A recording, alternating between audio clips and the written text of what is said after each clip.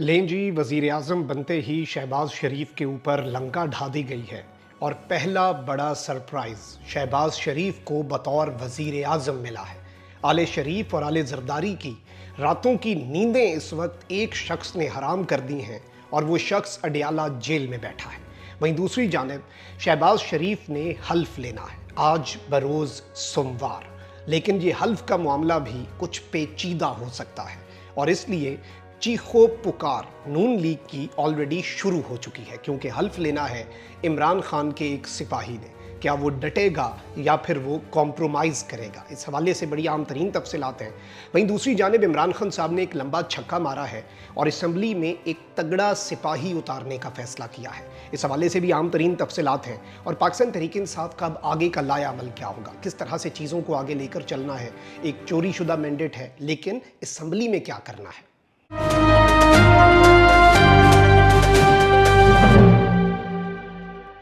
बिस्मिल्लाहिर्रहमानिर्रहीम, अस्सलाम वालेकुम नाज़रीन कराम, मैं हूं मखदूम शहाबुद्दीन और आप देख रहे हैं मेरा फेसबुक और यूट्यूब चैनल। उम्मीद करता हूं आप सब लोग बखैर वाफियत होंगे और जहां भी होंगे अपने अहले खाना समेत खुश भी होंगे और महफूज भी। अगर अभी तक आपने इस वीडियो को लाइक नहीं किया तो लाइक ज़रूर कर लें। आपके लाइक्स और कमेंट्स हमारे लिए बहुत ज़्यादा अहमियत के हामिल हैं। जिन लोगों ने चैनल को सब्सक्राइब नहीं किया उनसे मेरी ये दरख्वास्त होगी कि चैनल को सब्सक्राइब करके इंडिपेंडेंट जर्नलिज्म को लाजमी सपोर्ट करें। नाज़रीन इकराम, इस वक्त बहुत सी चीज़ें चल रही हैं, बहुत से मामलात चल रहे हैं मुल्क के अंदर। एक जानिब तो मैंडेट चोर इस मुल्क के ऊपर मुसल्लत कर दिए गए हैं और सिर्फ एक असम्बली है जहाँ पर फॉर्म 47 वाली हुकूमत है, सिर्फ एक असम्बली है जहाँ पर 8 फरवरी को अवाम के वोट से बनने वाली हुकूमत है। बाकी तो सारी सूबाई असम्बलियाँ तीनों पंजाब, सिंध और बलूचिस्तान और वफाक, ये 4 असम्बलियाँ जो हैं इनमें फॉर्म 45 वाली नहीं बल्कि फॉर्म 47 वाली हुकूमतें हैं। 9 फरवरी को अवाम के मैंडेट पर डाका डालने वाली हुकूमतें हैं और इस वक्त मैं आपको ये बता सकता हूँ कि इनके लिए मुश्किलात में अब इजाफा होता जाएगा। एक जानिब तो पाकिस्तान तहरीक इंसाफ ने सिस्टम में रहकर, देखें इस नुक्ते को आप समझें, PTI स्पीकर के, डिप्टी स्पीकर के इंतखाब को भी गैर आइनी गैर कानूनी करार दे रही है, वज़ीर आज़म के इंतखाब को भी गैर कानूनी करार दे रही है, लेकिन उसके साथ ही साथ इस इंतखाब का हिस्सा भी बन रही है। ये एक बहुत अच्छा लेसन है और एक बहुत अच्छा, आप कह सकते हैं कि पाकिस्तान तहरीक इंसाफ की एक अच्छी स्ट्रैटेजी है कि आप सिस्टम में रहें, सही सिस्टम से माइनस ना हो। और वैसे भी वो कहते हैं if you do not like a rule follow the rule, reach the top and then change the rule. तो आप इस तरह से सिस्टम से बाहर रहकर कुछ नहीं कर सकते। तो PTI ने सिस्टम में रहकर इन्हें आज जिस तरह से आप देख लें कि शहबाज शरीफ साहब को बरोज़ इतवार जो उनकी वज़ीर आज़म के तौर पर तकरीर थी, उनके औसान ख़ता थे, PTI ऐसा उनके आसाब पर हावी हुई और आसाब पर सवार रही पाकिस्तान तहरीक इंसाफ। ये चीज़ तो सबके सामने है। अब सिर्फ PTI अकेली नहीं है, इस चीज़ को आपने ज़हन नशीन रखना है। एक जानिब तो जमात इस्लामी ने भी वज़ीर आज़म शहबाज शरीफ की तकरीर के ऊपर रद्द-ए-अमल दिया और कहा कि उसमें एतमाद नज़र नहीं आया और उन्होंने कहा कि शहबाज शरीफ के खिताब से जाली मैंडेट झलक रहा था। वज़ीर आज़म शहबाज शरीफ की तकरीर में एतमाद नहीं था। मरकज़ और सूबों में हुकूमतें बन चुकी हैं, अवाम अपने मसाइल का हल चाहते हैं। इन्होंने मज़ीद भी कुछ बातें कहीं और इन्होंने कहा कि जी अमल के मैदान में कुछ नहीं हो रहा, अवाम के लिए बिजली, गैस और पेट्रोल की कीमतें नाकाबिले बर्दाश्त हो चुकी हैं, ऑल ऑफ दैट। लेकिन इंपॉर्टेंट ये है कि शहबाज शरीफ के हवाले से भी तनकीद जो थी जमात इस्लामी की, वो उनकी मैंडेट चोरी पर ही थी कि मैंडेट चोरी उनकी तकरीर से, उनके एक एक लफ्ज़ से झलक रही थी। वहीं दूसरी जानिब मौलाना फजलुर रहमान टफ टाइम दे रहे हैं, बाकी बलूचिस्तान की कौम परस्त जमातें हैं, GDA और पीर साहब पगारा ने जो कुछ किया वो भी सबके सामने है। मौलाना फजलुर रहमान को मनाने की बहुत कोशिश की गई, हुकूमत साजी में नवाज शरीफ साहब भी गए लेकिन वो नहीं मिले। अब ग्रैंड डेमोक्रेटिक अलायंस के रहनुमाओं की जमीयत उलमा इस्लाम के सरबराह मौलाना फजलुर रहमान से मुलाकात हुई। मुलाकात में सियासी सूरत हाल और सिंध इंतखाबी धांधली और इलेक्शन नताइज से मुतल्लिक जो अमूर हैं उन पर तबादला ख्याल भी किया गया। यानी आप समझें कि अलाइंसेस बन रही हैं, लोग मिल रहे हैं, हलचल है। जो एंटी गवर्नमेंट या फिर अपोजिशन फोर्सेस हैं वो एक ना एक पेज पे आ रही हैं। पीर साहब पगारा और JUI इनकी भी मुलाकात हो गई और सब जो हैं वो एक क्रॉस राब्ते जो हैं वो सब के चल रहे हैं। PTI का जमात इस्लामी से, ANP से, सारी जमातों से, जितनी जमातें PTI उनसे रब्ता कर रही है, सिवाय 3 जमातों के जो मैंडेट चोरी के बेनिफिशरीज हैं, नून लीग, पीपल्स पार्टी और MQM। इसी तरह से अब ये मुलाकात जो है ये भी ताकतवरों के लिए एक बड़ा लम्हा फ़िक्रिया है اور ایک بڑی الارمنگ چیز ہے۔ اب یہاں پر میں آپ کو یہ بتا دوں کہ ترجمان جے یو آئی کے مطابق جے یو آئی کے رہنما آغا تیمور پٹھان کی جانب سے جے یو آئی سربراہ مولانا فضل الرحمان کے اعزاز میں عشائیہ دیا گیا۔ عشائیے میں جے یو آئی اور جی ڈی اے کے رہنماؤں نے شرکت کی۔ عشائیے میں جی ڈی اے کے رہنما پیر صدر الدین شاہ راشدی، پیر راشد شاہ راشدی، ذوالفقار مرزا، سردار رحیم اور دیگر رہنما بھی شریک ہوئے۔ ترجمان کے مطابق عشائیے میں جے یو آئی کے رہنماؤں علامہ راشد سومرو، اسلم غوری سمیت دیگر رہنماؤں نے بھی شرکت کی، اور اس سب کے اندر سیاسی صورتحال اور سندھ میں انتخابی دھاندلی جو ہوئی ہے الیکشن کے اندر، اس کے ساتھ ہی ساتھ الیکشن نتائج کے معاملات کے اوپر تفصیلی تبادلہ خیال کیا گیا۔ تو اس وقت ایک چیز یہ یاد رکھیے گا کہ دھاندلی کا ٹاپک جو ہے وہ پرانا نہیں ہو رہا۔ دھاندلی کا ٹاپک کسی بھی طرح سے پرانا کوئی ہونے بھی نہیں دے رہا۔ یہ ایک بڑی خوشائن چیز ہے، اور میں یہ سمجھتا ہوں کہ پولیٹیکل ڈائلاگ بہت امپورٹنٹ ہے۔ پی ٹی آئی کہ اس میں ابھی اس ملاقات میں پی ٹی آئی کا کوئی لینا دینا نہیں، لیکن this is important for P T I as well, کہ ساری اپوزیشن کی جتنی فورسز ہیں، جتنے اگریو پارٹیز ہیں، وہ ساری کی ساری ان ایک پیج پہ آ رہی ہیں، اور دس از ویری امپورٹنٹ۔ اب پاکستان تحریک انصاف، ظاہری بات ہے وزیر اعظم کا انتخاب آپ کے سامنے ہے، کیا معاملہ بنا، اور جس طرح سے نہ پی ٹی آئی کو پہلے سیٹیں چوری کر کے نون لیگ کو دی گئیں، پھر مخصوص نشستیں بھی نہیں دی گئیں، اب قومی اسمبلی کے اندر ٹف ٹائم دے رہے ہیں، اور عمر ایوب نے اپنے آپ کو پروو کیا ہے۔ یہاں پر میں آپ کو یہ بتا دوں کہ سنی اتحاد کونسل کی طرف سے آبویسلی آفیشلی کاغذوں میں، اور پی ٹی آئی کی طرف سے قومی اسمبلی میں اپوزیشن لیڈر کا فیصلہ کر لیا گیا۔ کپتان کا یہ لمبا چھکا ہے اور ایک بڑا فیصلہ ہے۔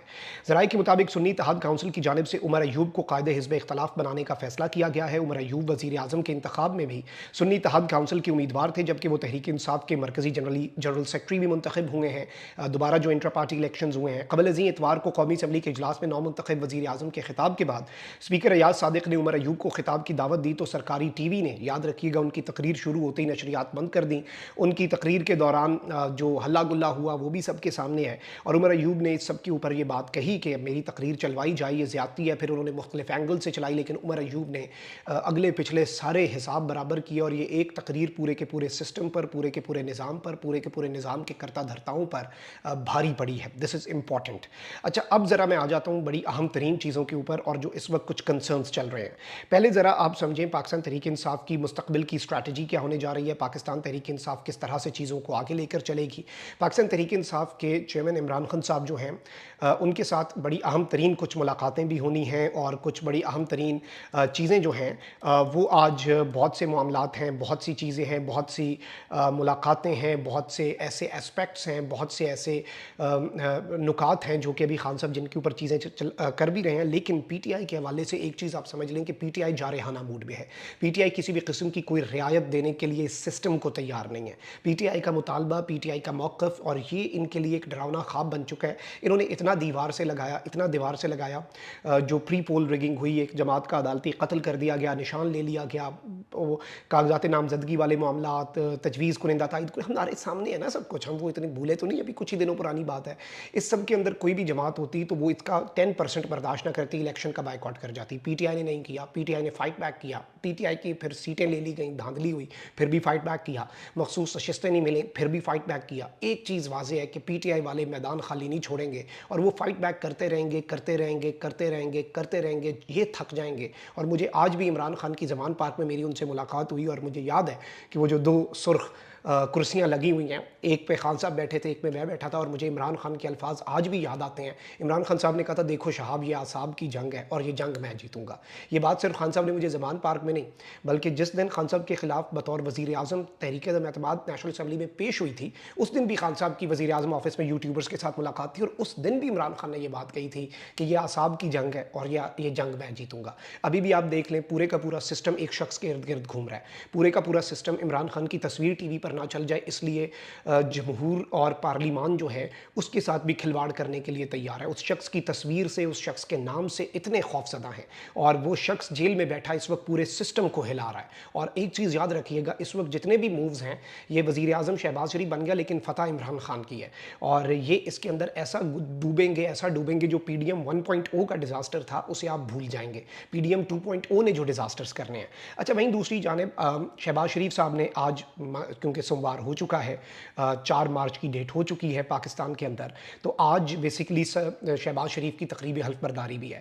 اب مجھے نہیں سمجھ آئی کہ مریم اورنگزیب صاحبہ، جو کہ مسلم لیگ نواز کی ترجمان ہیں، اور مریم کی کنیز خاص ہے، جو کہ جنہیں وہ پنجاب میں اپنے ساتھ لے کر گئی ہیں، اور انہیں وہاں پر بڑا عہدہ دینا ہے، मरीम औरंगज़ेब साहिबा जो हैं, इन्होंने एक बात कही है और मुझे इस बात की वजह से ये लग रहा है कि कुछ तो है जिसकी पर्दादारी है और कोई ना कोई अंदर खाते ये भी चीज़ चल रही है। ऑल्दो सदर मुमलिकत कुछ मामलों के ऊपर डट गए, आपको पता है, कुछ मामलों के ऊपर आधा डटे, एंड पे आके हाथ खड़े कर दिए, जैसे कौमी असम्बली का इजलास बुलाने का मामला था। ऑल्दो पहले जब उन्होंने डटे तो खान साहब ने उन्हें शाबाश भी दी अडियाला जेल से, और साफ़ियों से गुफ्तगू में कहा कि सदर ने बिल्कुल ठीक कहा है, थपकी दी, यू आर डूइंग गुड। इससे पहले खान साहब ये स्टेटमेंट दे चुके थे कि मैं सदर के इकदामात से मायूस हूँ। खान साहब कोई ज़्यादा मुतमिन नहीं आरिफ अलवी साहब के काम से। लेकिन अब आरिफ अलवी साहब के हवाले से ये चीज़ सामने आ रही है, और मुस्लिम लीग नून की तर्जुमान मरीम औरंगज़ेब को जो स्टेटमेंट देनी पड़ी है, उससे मुझे लग रहा है कि हलफ का मामला भी थोड़ा डामाडोल है। उन्होंने कहा है कि अगर सदर मुमलिकत आरिफ अलवी शहबाज शरीफ से वज़ीर आज़म का हल्फ नहीं लेंगे तो दूसरा आइनी तरीका मौजूद है। हल्फ लेने का दूसरा आइनी तरीका क्या है, ये सदर साहब को भी पता है। मीडिया से गुफ्तगू में उन्होंने कहा कि 9 मई वाले पार्लियामेंट में आकर पार्लियामेंट पर हमलावर हैं। पूरी दुनिया में पार्लियामेंट में एहतजाज का एक तरीक़ाकार होता है। इनको तकलीफ है महंगाई कम ना हो जाए और सी पैक दोबारा ना शुरू हो जाए। इनको ये भी तकलीफ है कि मुल्क में IT और सेहत का इनकलाब ना आ जाए। मरीम औरंगज़ेब ने कहा कि उन्होंने 4.5 साल में लूट मार के सिवा कुछ नहीं किया। जब PTI इक़्तिदार में आई, पूरी अपोजिशन जेल में बंद थी और इस तरह की बातें। लेकिन इन्होंने सदर मुमलिकत डॉक्टर आरिफ अलवी के हवाले से जो इंपॉर्टेंट बात की है, वो मेरे लिए बहुत ज़्यादा अहम है। और सदर साहब के हवाले से इन्होंने कहा कि अगर सदर ने शहबाज शरीफ से हल्फ ना लिया, ऐवान सदर में इन्विटेशन कार्ड्स ऑलरेडी आपको पता है कि भेजे जा चुके हुए हैं, और ऐवान सदर में शहबाज शरीफ की हल्फ बर्दारी होनी है। तो सदर साहब अगर हल्फ नहीं लेते तो सदर साहब को तड़ियाँ लगा रहे हैं। अब ये तड़ियाँ क्यों लगा रहे हैं, ये लगाने की नौबत क्यों है, इसका मतलब है कि कुछ तो है जिसकी पर्दादारी है। तो सदर इस सब के अंदर कोई आखिरी सरप्राइज़ क्या पता दे दें, क्योंकि ये स्टेटमेंट तभी होती है, वो ये धुआं सा कहाँ से उठता है, कोई आग होती है तो धुआं उठता है, वैसे नहीं उठता। तो इनके जो धुएँ उठ रहे हैं ये किसी वजह से। अपना बहुत ख्याल रखें। अल्लाह निगहबान पाक।